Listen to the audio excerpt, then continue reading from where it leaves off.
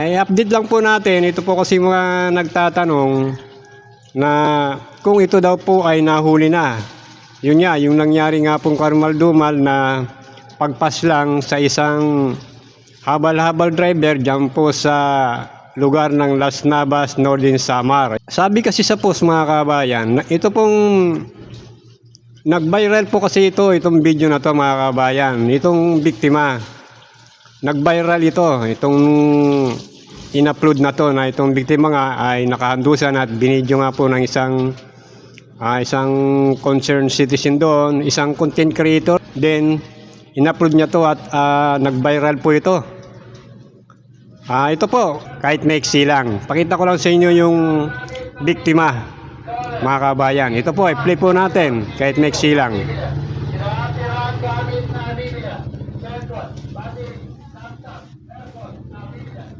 O yun nga po, yan po yung biktima mga kabayan.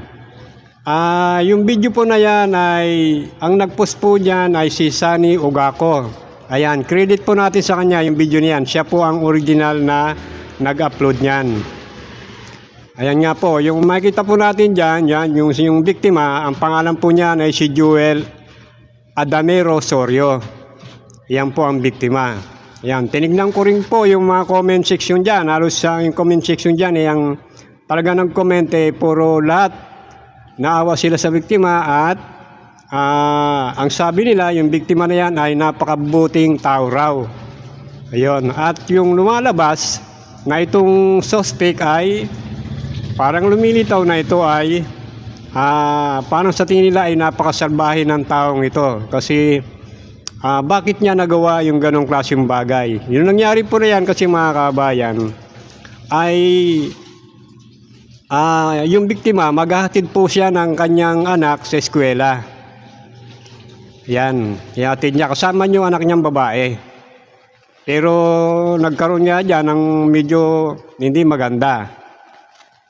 Kaya ito po. Ngayon sa i-update lang po natin kasi mga nagtatanong kung nahuli na daw po itong suspect mga kabayan.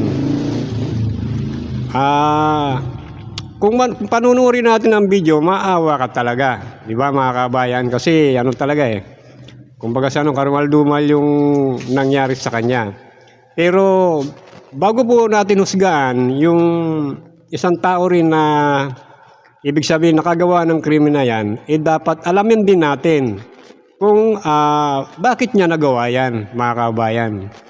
Kasi dito po sa report po kasi ng Las Navas Municipal Police Station, magkasama ang biktima at ang kanyang anak na babae at patungo sana sa Las Navas National High School nang mangyari ang insidente. Di umano'y nilapitan ng suspect ang biktima at bigla itong sinaksak gamit ang isang patalim na lokal na tinatawag na dipang. Dipang po sa Samar, yun po yung parang itak, pero yung itak po medyo malaki. Ito pong dipang medyo maliit at medyo maiksi. Yan sa Samar. Hinabol umano ng suspect ang biktima hanggang sa bahagi ng ilog kung saan ito ay natumba bago manumuling tinaga ng paulit-ulit ang biktima. O yan po ang report ng Las Navas Municipal Police Station. O ngayon, pakinggan natin ang kwento naman ng suspect mga kabayan. Dahil ito pong suspect ay nasa kamay na po ng mga otoridad mga kabayan. Pakinggan natin ang kanya pong salaysay naman kung bakit niya nagawa ang bagay na iyon. O ito po, panoorin po natin ang balitang ito. Balita po ito mula po sa Radyo Pilipinas Aton Ini. Ayan, istasyon po yan ng Las Navas, Northern Samar. Credit po natin itong video, sa kanila po yan. Pahiram muna sir ng inyo pong report. O ito po, panoorin po natin mga kabayan. Nanapuan pa maagi nga nahinabo suwat sini kahapon. Kay sinis kahapon sa unang adlaw San Martes Tikang kami sa korte. Ako sa naging kasuhan, sa ira sa pagdayuha, sa balay, sa gabi, alam ko na yung gabi. Ako sa naging kasuhan. Tapos, sa mga Merkulis na, pagdulong na mo siya, pagdulong ko na sa ako, estudyante nga doon, mga grade 4 ka sa grade 10, ikaw sa Tomas, kaya naman sa Tomas, ngani, sakay ka bata, mga doon, sa nagsasawa, aga. Ikan, ito man naman niya, ito man siya, nagpuna sa am. Kanya gustong naman niya, bisang kanungan, bagay niya sa, di ka kung siya kapresyo, magaw. Bisang ikaw patayong magaw ka, di ka sa makapresyo, magaw. Bisang kanungan na niya na, magaway ka, di ka sa matwa niya, ipakuhan, magaw. Maitun, di ako man, wala ko siya ng ako, kabataan, sa kasawa, ilulungan sa trabaho na yun, kanya kaya estudyante. Pagkita niya, maitong na, natatapong niya, ang kanya estudyante, wala na diretso lang sa eskwelahan. Kanya na lang, baba doon sa highway, doon sa Sigan, sa Baw-Baw. Di ako man, diretso lang, di pa ako kanya maarang nga, kanya pagbubuhatan. Ang kanya bata, at nito lang, lakaw na nga ito. Pag yung magkulong ko niya, ang bagaw niya sa kanyang lata, buyo ang bagaw. Bisang ikaw niya napatayin, bagaw ka, di ka masang makapresyo. Nag-atong kaso, bagaw ko. Pasalamat ka pa kayo kung takay, akrit ka. Bagaw ko, ayaw na sa doon. Pagbunod niya sa kanyang sundang sa kanyang scooter, naglalakawan siya, kanyang pinagin. Ato mga pagkibas na, aksel na sa lang, di agaw ko sa sundang. Pag ikaw lang sa sundang, kaagaw ko sa kanyang sundang, kaya aksel hindi ulo. May doon, walang tigawan. Ayan nga po mga kabayan, naintindihan nyo po. Palagay ko hindi, pero yung mga taga-Samar, naintindihan nila yan.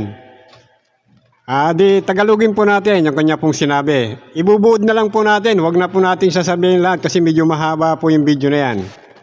Papaiksin na lang natin. Ayon po sa kanyang salaysay mga kabayan, bago po pala nangyari yung insidente na yan, nung gabi daw pala na yon, araw ng Martes, sabi niya, ay dinayo daw siya nitong biktima. Ibig sabihin dinayo, parang ginugulo siya doon, inaaway siya. Ngayon, ang ginawa nitong suspect, sabi niya, nagreklamo siya, dinimanda niya ito. Nung gabi na yon. Kinabukasan, araw ng Miyerkules, ihahatid niya yung kanyang dalawang anak din at kasama niya yung asawa para magtrabaho at para pumasok sa eskwela naman yung dalawang anak niya rin. At doon nga sa daan mga kabayan ay nandun din pala itong biktima at maghahatid din ng kanyang anak. Sakay din ng habal-habal. Nauuna daw ito sa kanya itong biktima. Pero nung nakita siya, ay sinabihan daw siya na ang sabi sa kanya, kahit patayin kita, sabi niya, hindi mo ako may papakulong. Ayun daw ang sabi ng biktima sa kanya. Ngayon, ang ginawa niya, mga kabayan, o di, kumbaga nagmadali na siya, at hinatid niya kaagad yung asawa niya, pati yung anak niya, asawa niya doon sa trabaho. Ngayon, nung pabalik na, inabangan pala siya nito, mga kabayan. Inabangan siya nitong biktima. At doon na, muling sinabi na naman, kahit patayin kita ngayon, sabi hindi mo ako may papakulong. Hanggat sa lumapit daw ito doon sa at may kinuha. Ayun, yung sinasabing dipang, mga kabayan, kinuha niya at pinagtatagan niya itong suspect. Pero itong suspect, sabi niya, nakailag siya o hanggat sa naagaw niya, nagpambuno sila, naagaw niya yung sundang na yon. At nung naagaw niya, nagdilim na rin ang kanyang paningin, kaya ayun ang kanyang ginawa, pinagtataga niya.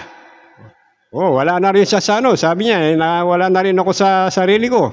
Pinagtataga niya hanggat siya mapatay niya yung biktima. Yung pala yung nangyari noon. Tapos yung yung sundang na ginamit, galing mismo doon sa biktima dahil sa kanya pala yon.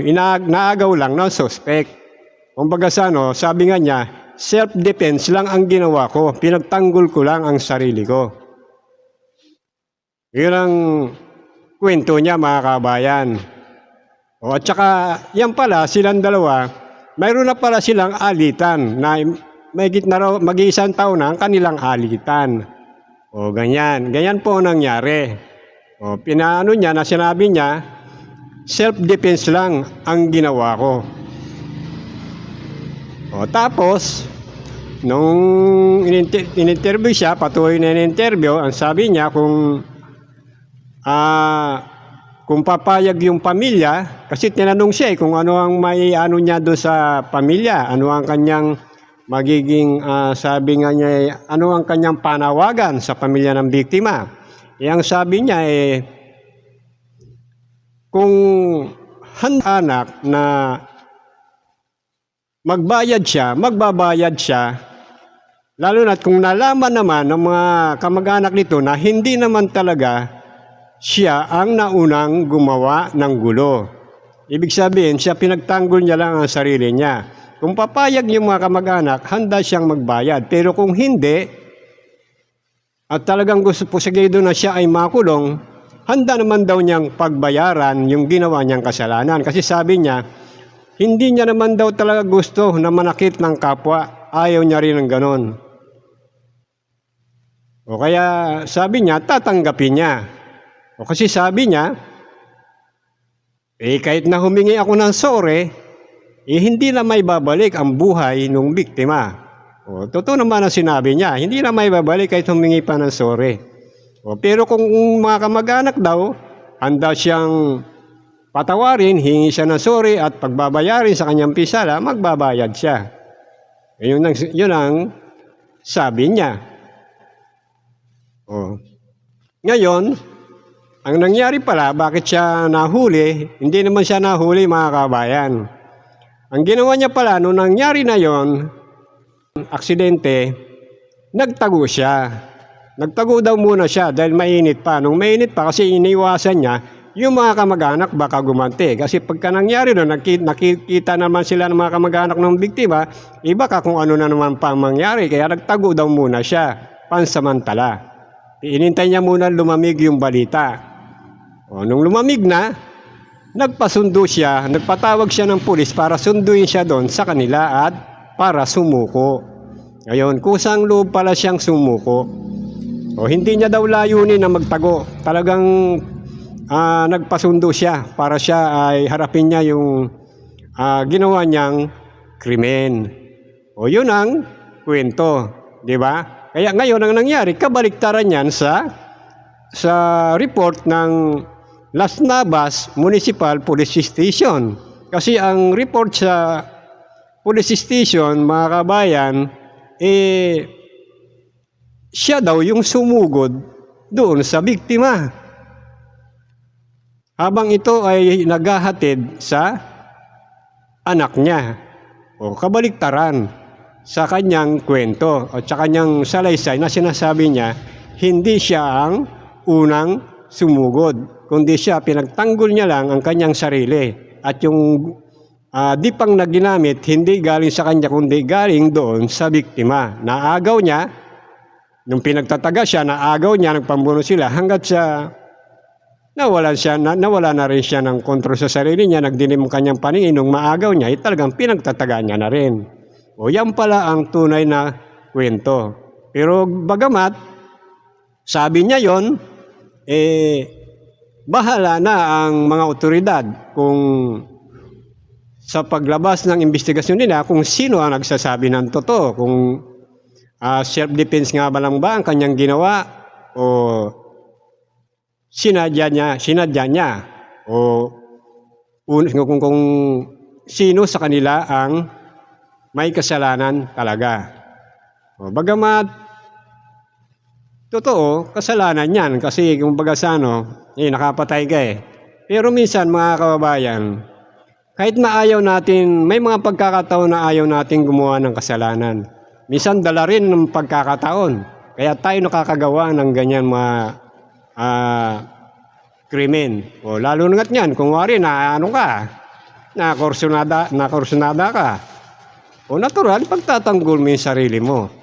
O hindi inaasahan na disgrasya mo yung umaano sa'yo. O yun ang sinasabing ayaw mong gumawa ng kasalanan pero nagipit ka na rin. Kailangan mo rin pagtanggol ang sarili mo.